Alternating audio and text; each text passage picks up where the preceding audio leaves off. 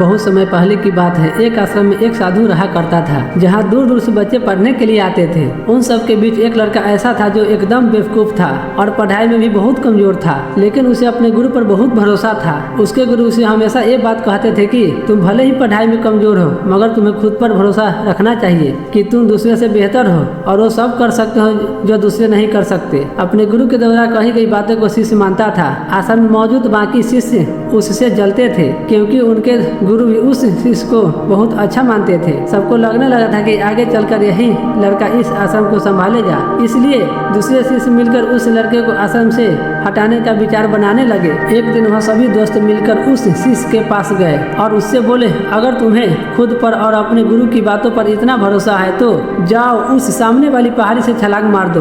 अगर तुम्हारा भरोसा पक्का होगा तो तुम्हें कुछ नहीं होगा। उस लड़के ने बिना कुछ सोचे समझे ही उस पहाड़ी से छलांग मार दी। उस शिष्य के छलांग मारते ही सभी को लगने लगा कि वह नहीं बचेगा और वह लोग उसे ढूंढते हुए पहाड़ी के नीचे आए।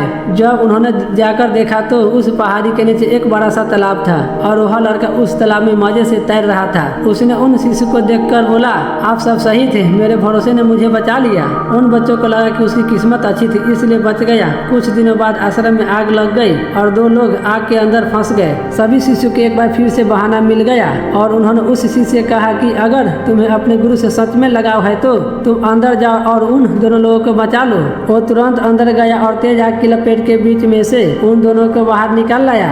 उस शिष्य का शरीर तपे हुए सोने की तरह दमक रहा था। ये सब देखकर बाकी की शिष्यों की आंखें फटी की फटी रह गई। कुछ दिनों बाद उनके गुरु उन्हें दूसरे आश्रम लेकर जा रहे थे और बीच रास्ते में एक नदी पड़ी। नदी पार करने के लिए सब नाव का इंतजार करने लगे। ऐसे में अन्य शिष्यों के मन में फिर से शैतानी उठने लगी और उन्होंने उस शिष्य से कहा, तुम क्यों नाव का इंतजार कर रहे हो? तुम्हारा तो भरोसा बहुत पक्का है, तुम तो इस नदी को चलकर ही पार कर लोगे। उनकी बातें सुनकर वो शिष्य उठा और नदी पार करने के लिए नदी पर चलने लगा। इस बार उनके गुरु भी उसे ऐसा करते हुए देख लिए और उसे नदी में जाने से रोक लिया। उन्होंने बाकी के शिष्यों की इसके बारे में पूछा तो उन्होंने बताया कि वो शिष्य पहले भी कई कारनामे कर चुका है। उसे अपने आप पर और अपने गुरु यानी कि आप पर बहुत भरोसा है और उसी भरोसे की वजह से वो ये सब कर पाता है। गुरुजी ने सबकी बातें सुनी और उस शिष्य से कहा, तुम ये सब क्या कर रहे हो? नदी बहुत ज्यादा गहरी है, तुम इसे चलकर पार नहीं कर सकते, ऐसा करना संभव नहीं है। वो शिष्य बोला, संभव है, मैं आपकी शक्ति और अपने भरोसे के दम पर ये सब कर लूंगा।